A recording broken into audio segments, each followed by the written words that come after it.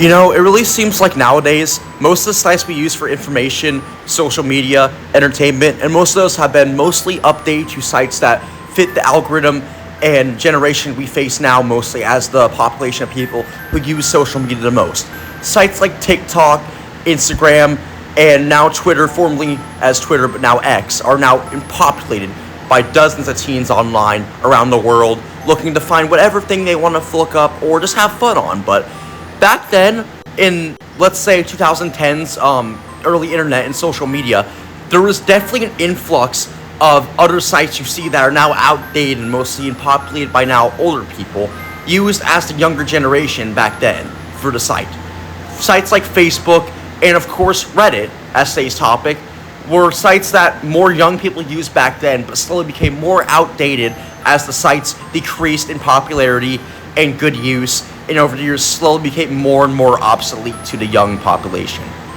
But back then, as you can figure, with the amount of controversies that come on sites nowadays, and as always on social media since it started, there was bound to be some controversies on older sites like there as well, like Facebook, and today's topic, Reddit. Today we are going to be diving in to what I've collected it to be some of the most interesting, in my opinion, and shocking, disturbing, creepy, or just plain bizarre cases of Reddit infamous things or stories that have happened that have drawn quite some buzz over the years. So without further ado, I hope you join me, get some popcorn, get a snack, sit back and relax. My name is Vaporman Chris, and let's dive into bizarre, disturbing, and creepy Reddit stories from around the world.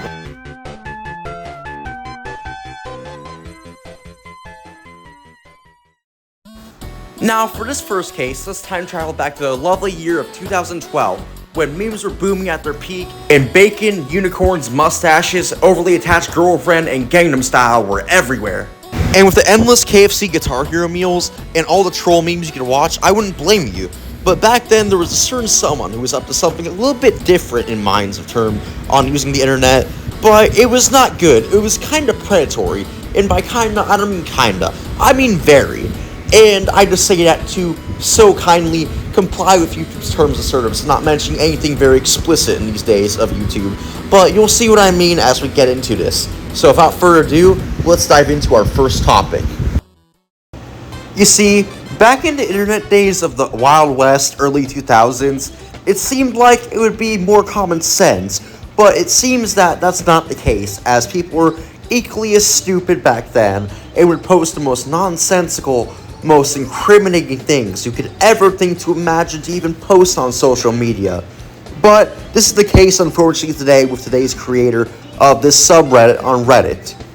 Now, today's subreddit actually got him to lose his job, as I actually think that's deserved, as we'll get into the topic of what the subreddit was that this poor, and I wouldn't say actually poor, kind of weird, disgusting man made. This subreddit was called r/jailbait. Now, what is jailbait exactly, and what does that mean? Well, in the simple definition, jailbait is simply slang for a person who is younger than the legal age of consent for sexual activity and usually appears older, with the implication that a person above the age of consent might find them sexy attractive. Now, it's derived from engaging in sexual activity with someone who is under the age of consent is classified as, obviously, statutory rape in an equivalent term. But I'd like to clarify that mostly this term has been used historically in the UK, as there, the age of consent is a little bit different in America. It has always been, for the most part, in recent years at least, 16, and that's why it's kind of been a term just kind of poke fun at it. It didn't really mean much, but in later years it developed into something more, which, as you see on Urban Dictionary, it now just says, an underage girl who tempts an older man. Really kind of sickening stuff. Now, I'd like you to meet today's topic, 49-year-old Michael Brush, better known by basement dwellers on the app of Reddit as his troll name, Violentacrez. Now, of course, being the infamous creator behind the highly controversial and outright disgusting subreddit r/jailbait, who is also the creator of some interesting and questionable names of other ones, such as r/incest, r/rapebait, r/deadkids, and many more that were just what the fuck moments that would leave you scratching your head and questioning why this guy hasn't had the FBI busting down his door already. And honestly, I'm surprised the sick bastard did not get them busting down the door at any given moment he did that, as one of the many reasons implied in the subreddit was banned on the whole news segment they did on this, where he so bravely decided to give a public interview and of all things state he lost his job as a computer programmer, of course. Of course a Redditor is a computer programmer. But, anyways, one of the many reasons it's implied is that, as one would imagine, a subreddit like r/jailbait would invite predators to come on there. It's implied that this started having results of predators messaging underage people. And I think the funniest part about this story is when this man so bravely decided to do a public interview speaking out about the fact he was banned and lost his job for posting legitimate borderline sexual assault material of minors. He gave one of the most lousiest, most lazy, and outright disrespectful interviews to everyone who has ever been affected by something like that. You know, when you're already in hot water for posting borderline illegal content of minors, the least thing you'd want to do on an interview is be confronted by someone who's saying they're a fodder and offended, and then hide your head behind your knees and disregard everything and not answer any question. The interview straight up looked like he wanted to walk out of the room. It was so embarrassing. I can't fully explain it without just showing a little clip of it. So here we go for you guys. If people were to tell us, I know that person, or this was me, we would remove them. Well, I say we would remove them. This is one of the big problems. Well, I mentioned that you can't delete anything from Reddit. If a teenage girl is out there and for some reason or another, a picture of her in her underwear gets posted on a site called Jailbait, you would expect her to contact some guy named Violent Acres and ask for that picture to be removed from this website because it's very embarrassing to me? I mean, this whole thing sounds, I gotta tell you, it sounds crazy. I'm a father of a daughter. I would be very mad at you. And I understand that. Everyone, boo this nigga! Yeah, the fact that this guy can be confronted by a literal fodder as an interviewer and be asked that why he's not taking down pictures of a minor in her underwear is very concerning. How he hides his head behind his knees and is just like, yep, I understand you could be very upset by me committing something that's borderline illegal. But yeah, this very disgusting and very average looking man for something to do this, if I'm not one to be judgmental myself, but this man was definitely one to lose his job for that. If I'm in agreement with everybody on this topic, I think that somebody posting something without the consent of a minor who could be classified as legitimately borderline illegal content of somebody who's not over the age of consent should obviously consult in losing a job, if not at most jail time. And I think any rational person should agree on that point. So let's move into the next topic without further ado. You know, everywhere in the USA, and not even in Mexico, it seems like the universal language to sharing a friendship or a nice outing is some nice Mexican food every once in a while, where it's burritos, enchiladas, or even a nice tortilla sandwich from a street vendor. But it's universally agreed that a favorite is tacos out of all those foods. But today's person who made this did not take it to heart to make it with the most common ingredients we find in tacos. It was not beef, it was not pork, it was not any carne asada or chorizo or carnitas. Today's person took it a little bit personally, and I mean that quite literally, as I'll come to find out. So let's dive into, without further ado, this next topic.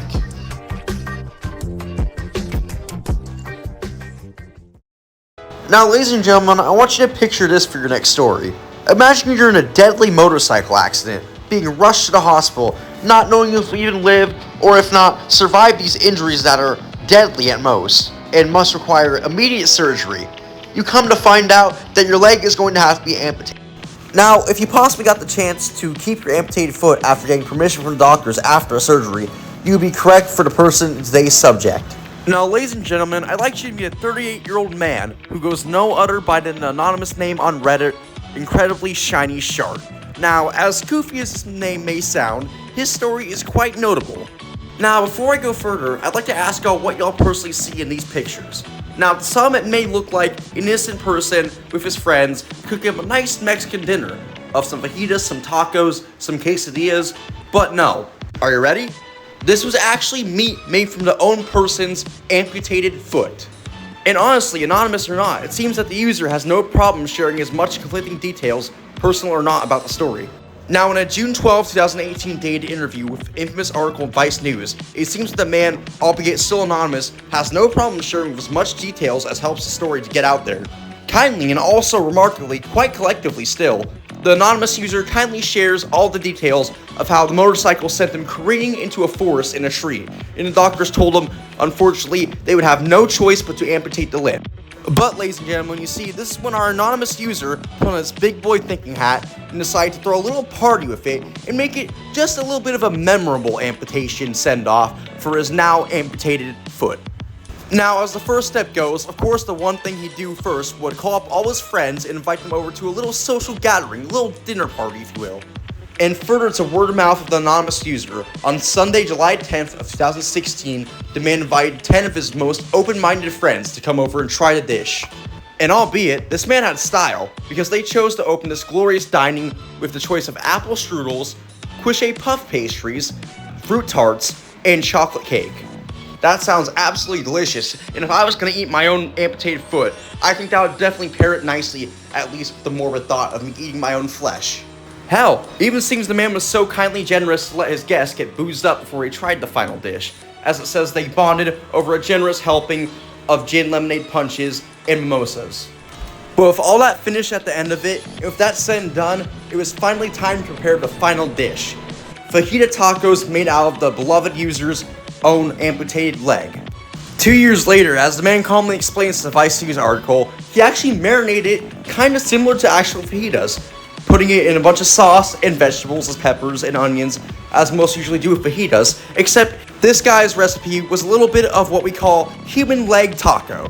But anyways, I digress, as it even looks quite welly chopped up in this picture right here, to where you wouldn't even be able to tell that if I didn't mention this, you were staring at the slab of human leg meat. The man then goes on to explain that in some way even got him closure, as he even considered taxidermying it or freeze-drying it to put as a doorstop or lamp. This guy is quite the case. And prior to any background context of the story, a person overhearing this might think I'm talking about some modern Ed Gein of some sorts, but at least this modern Leatherface was kind enough to not chainsaw massacre innocent people and rather his own leg.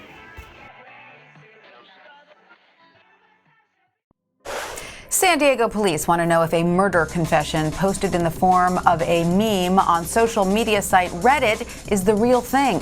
Now, going into a more local case, right here in the heart of San Diego, California for me. On April 13th, 2013, the San Diego Police Department of California would investigate a supposed murder confession posted on Reddit by an anonymous user who supposedly even had the identity already solved thanks to sleuths on Reddit. As they already had the information, it would now go straightly headed to him to solve the case once and for all. Now, what exactly happened, though, and how did this come about? Let me introduce you to r/advice animals, a subreddit that's been along for quite a long time, and seems to be focused around those good old classic memes with the big white text and goofy pictures of animals or movie stills. And it seems that it's been around for quite the time, but nowadays it seems that it's become more obsolete from what I found, as I took a quick look at it just to check if it's still even existing, and sadly my suspicions are correct. I've scrolled through it now in the good age of 2025 in this day, and it seems that it's now devolved to endless debates about presidents like Donald Trump or Joe Biden currently. And while I think anyone on any side can find any reason to hate any president for some type of reason, I'm not trying to make this political, and I'm just going to say, I'm not going here to see a bunch of politics. But as you get the gist, Advice Animals is an age-old Reddit that has been dedicated to solely those classic types of memes. Well, on one unfortunate, fateful day, users on the subreddit of Advice Animals came across a post by another anonymous user who they had an unfortunate encounter of coming across, known only as Narado. Now, Narado could be a jokester, he could be a troll, or he could be dead serious about this, but his meme was quite strange, and it raised quite a few eyebrows at this post on the subreddit, so much in fact that eventually resulted in the evident doxing of this user, whether a legit psychopathic murderer or just another stupid troll trying to ruin people's day. But what was the post? Now, one more final thing until I turn this appetizer into the real meat and potatoes of the video part of this. Now, let me introduce you Zoomers to Confession Bear. Confession Bear is an old 2010s meme that consists also of those classic white big font text memes with the stupid captions that only a person back then or nowadays an old person would find funny on Facebook. Some of these wonderful examples of the memes include: sometimes I order 2 coffees so they don't think I'm all alone. I skip anime intros because they reveal too much of the story. I did all my Christmas shopping at the liquor store. Mommy, I ate a Tide Pod. When the toilet paper runs out, I don't replace it. I'm responsible for my ex's addiction to cocaine. And of course this one, I've been too embarrassed to buy hand lotion. I feel like the cashier will think I just want to use it to masturbate. Yeah, so as you can see, as this was even previous to the 2020s as well, back then in the 2010s, people were equally as vulgar and equally as inappropriate, equally as wild and out of pocket with their jokes on memes. But when you push the boundaries of even something like that, you gotta wonder, what exactly did they make a meme out of this compared to all these I just read off? Well, I'll show you right here. This is the meme that anonymous user posted to that subreddit. The meme posted right here was on the subreddit from the original post of the user, and it reads right here as following: my sister had an abusive meth addict boyfriend. I killed him with his own drugs while he was unconscious, and they ruled it as an overdose. Now, with one meme like this being very vulgar and inappropriate at times, as I just showed you as well, one would come to think that, hey, this might be just another stupid joke. But, the reason people think that is I think it's easy to piece together one main reason. This doesn't really sound like a joke. It doesn't really have a punchline. Now, the reason people are upset with this is you put on full drive to your thinking power, use the full part of your brain, 50% and other 50%, to really put this together. It really doesn't sound like a meme, it just kind of sounds like a downright murder confession online, very stupidly, albeit poorly disguised as a meme.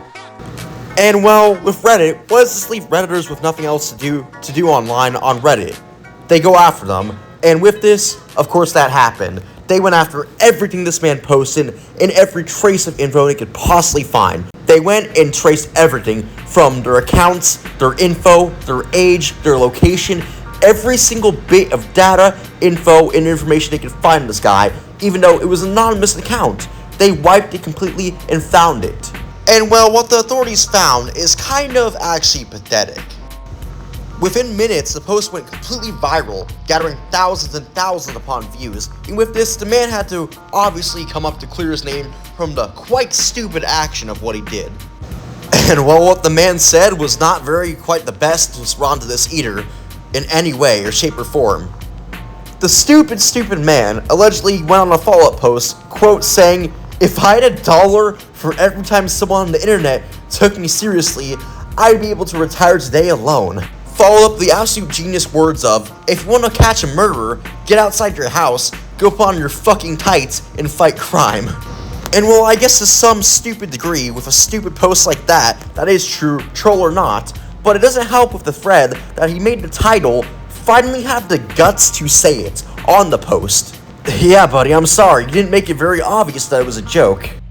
And luckily, with the help of the dozens of clues already provided from the comfort of the desk of Redditors eating Doritos away while they doxed this person, the San Diego PD were able to identify this as possibly an aged 24-year-old man living in the area making these threats. And well, the answer to this story is, it's just a prank, bro. Later in April of that year of 2013, the sister of the Reddit user, who apparently confessed the so-called murder of a meth addict boyfriend, came and admitted that it was indeed all just a little silly little prank made by none other than, I shit you not, her lying, scrawny gamer brother. Oh, of course.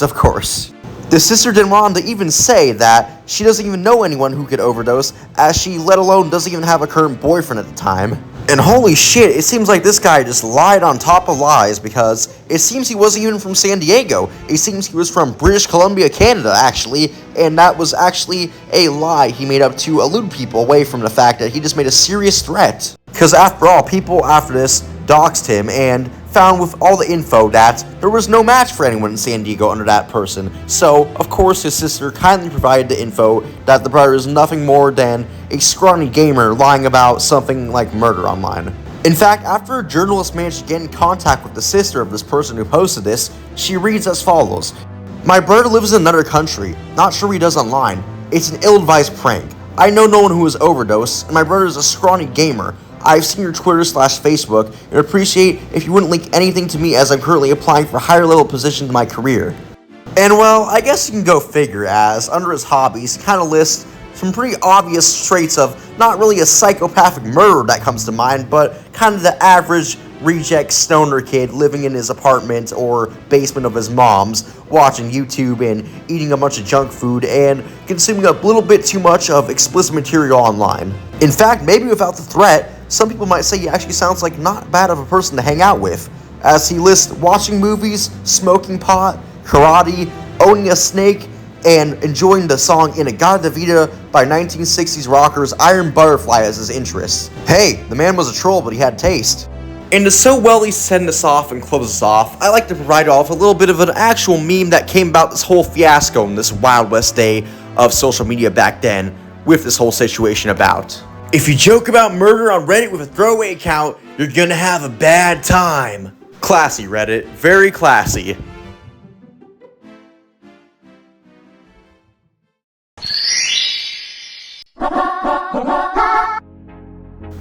We're back to the end of another video, guys. My name is Chris, and once again, thank you for joining me today on this video. And I'd like to say a little bit of a thing before I end this off as well. I'm sorry for my bit of absence for such a long time. I didn't want to, bring anything on you guys, because I love y'all, but I've been dealing with a bit of things, just a bit of, seasonal depression, and I have a bunch of other videos planned, so don't worry, I'm gonna get out a bunch of videos for y'all now I'm back on my feet and feeling way better and way more motivated and way more happy and way more cheerful. I took a nice walk today at the beach, I saw my family, I ate some dinner. It's little things I gotta focus on, I guess, so I'm sorry for that absence while I tried to get myself in a better state, and I'm glad to be back with y'all to make y'all some videos and provide some content, because I love to do this, honestly, and it makes me happy to see all the comments pop up when I wake up, telling me about how they enjoyed the video, or what they thought about it, or their critiques, or what they think I can improve on.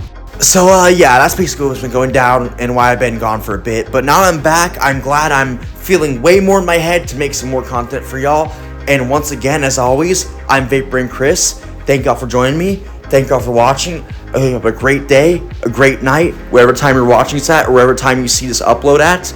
And thank you again. I'll see y'all next time. Bye, guys. Love y'all. Peace.